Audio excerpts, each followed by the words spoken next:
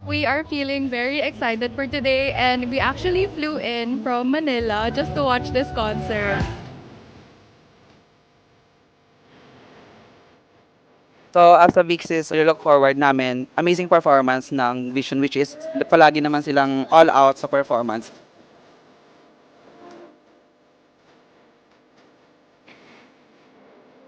I'm looking forward for, of course, something new kasi I believe that every concert that they have, they bring out their best and I always see something new naman sa kanila. Simula noon na nakilala ka, tayong dalawang bida. Gusto ko lang na mapasakin ka. Para isang pelikula, kwento natin ay isang romantika.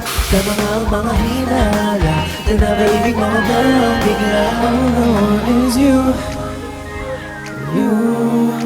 Please don't want me to. Pwede ba na habang buhay ka? Dito yung unang-unang regional tour namin and sobrang memorable nun. Hindi talaga mawawala sa memories namin. Feeling ko safe ka. Isang pelikula, simula noon na nakilala ka. Tayong dalawang bida. Gusto ko lang naman masakin ka.